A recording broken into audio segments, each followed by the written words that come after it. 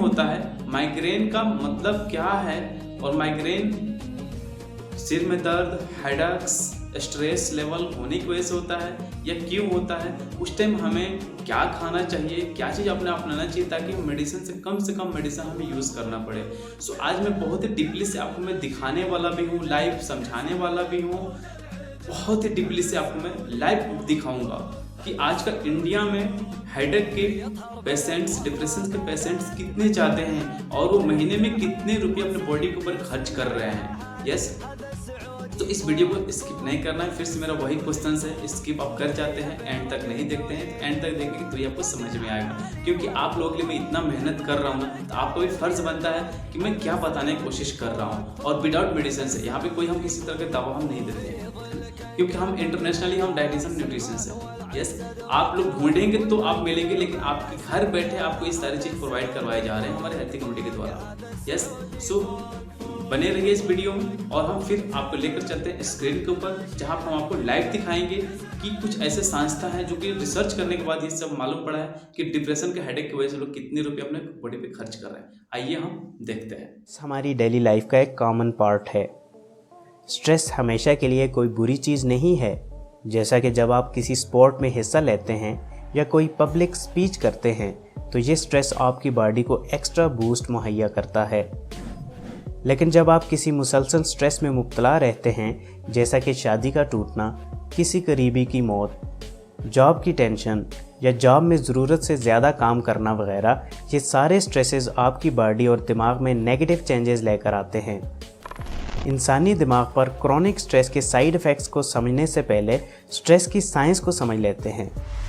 जब इंसान किसी स्ट्रेसफुल सिचुएशन को फेस करता है, तो इसकी बॉडी में HPA सिस्टम एक्टिवेट हो जाता है। HPA मतलब हाइपोथैलेमस पिट्यूटरी एड्रीनल एक्सिस, यानी स्ट्रेस के रिस्पॉन्स में ब्रेन का हाइपोथैलेमस एक हार्मोन सिक्रीट करता है जिसे कोर्टिकोट्रोपिन रिलीजिंग फैक्टर कहा जाता है। यह हार्मोन पिट्यूटरी ग्लैंड को स्टिमुलेट करता है और फिर पिट्यूटरी ग्लैंड इसके रिस्पॉन्स में ACTH को रिलीज करता है। ACTH यानी एड्रीनोकोर्टिकोट्रोपिन हार्मोन ब्लड से ट्रेवल करता हुआ किडनी के ऊपर मौजूद एड्रीनल ग्लैंड में पहुंचकर कोर्टिसोल हार्मोन को रिलीज करवाता है।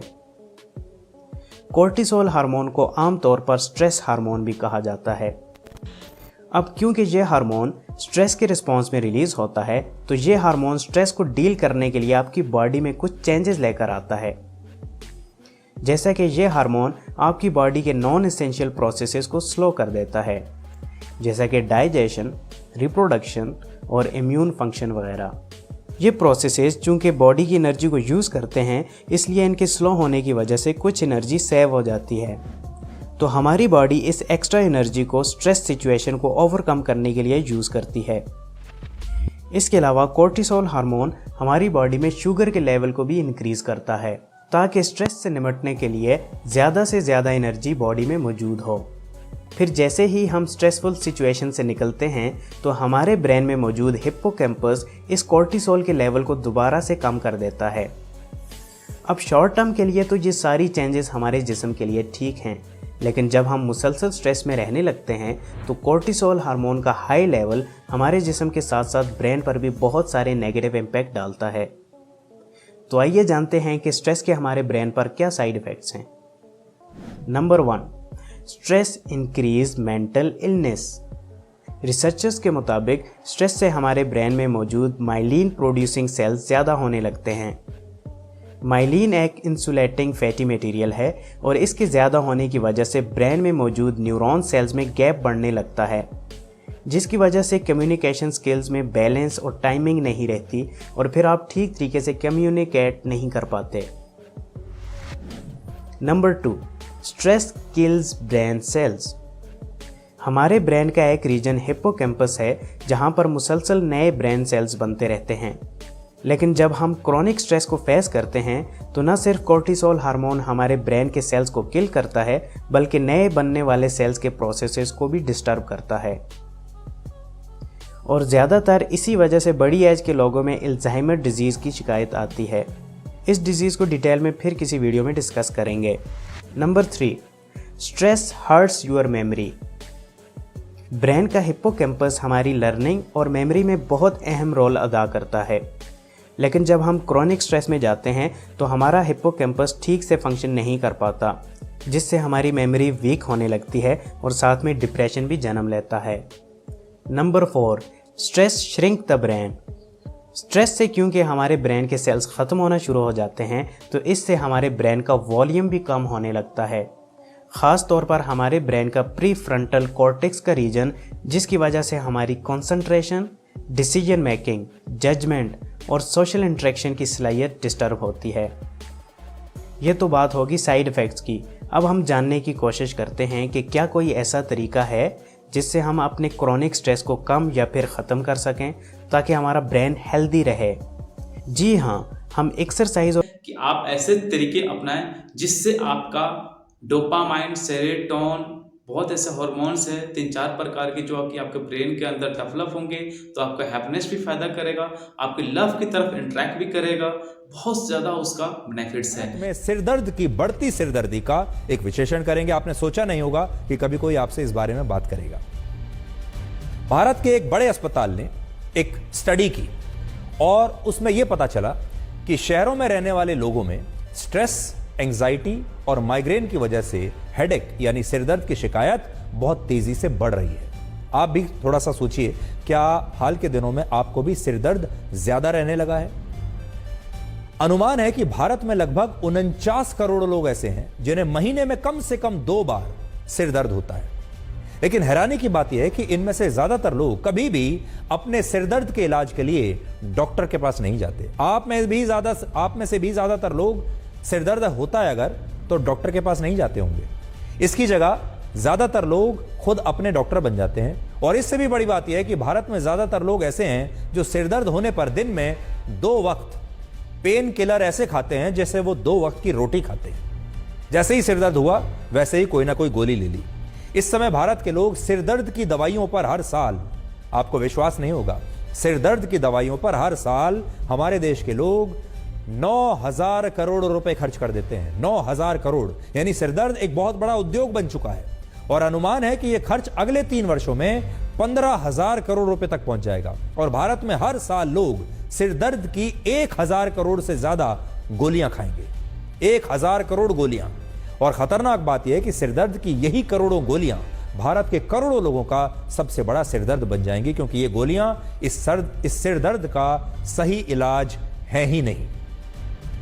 इस नई रिपोर्ट में यह पता चला कि सिरदर्द यानी हेडेक जो होता है वो 300 प्रकार का होता है, जिसमें caffeine headache, sinus headache, hormonal headache, tension headache, cluster headache और माइग्रेन प्रमुख हैं। वैसे तो 300 प्रकार के हैं सिरदर्द।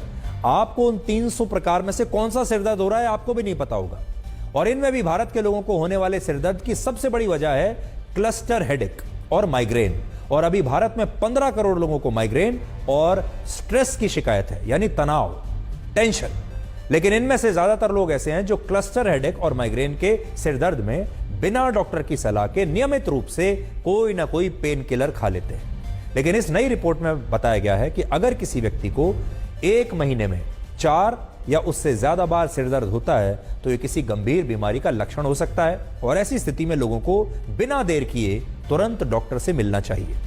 इसके अलावा एक और रिपोर्ट में यह बताया गया है कि भारत में सिरदर्द के लिए जो दवाइयां खाई जाती हैं उन दवाइयों को लंबे समय तक खाने से आपके शरीर में एसिड का सप्रेशन बढ़ने लगता है। और फिर लोग एसिडिटी यानी पेट और सीने में होने वाली जलन का उपचार करने के लिए एंटासिड गोलियों को खाने लगते हैं। और फिर एंटासिड की आदत पड़ जाती है। यानी ये जो शुरुआत होती है सिरदर्द से, सिरदर्द की गोली खाई, ज्यादा गोली खाने से एसिडिटी हुई, उसके लिए फिर एंटासिड खाया और फिर एंटासिड के आगे नई बीमारी। और धीरे धीरे ये सारी गोलियां आपके शरीर को अलग अलग बीमारियों से छलनी करने लगती हैं और आपका शरीर पूरी तरह से दवाइयों पर निर्भर हो जाता है। लेकिन आज आप खुद सोचिए, जिस देश के बहुत सारे लोग पेट भरकर दवाइयां खा रहे हों वो देश कितना बीमार होगा और भविष्य में और कितना बीमार हो सकता है।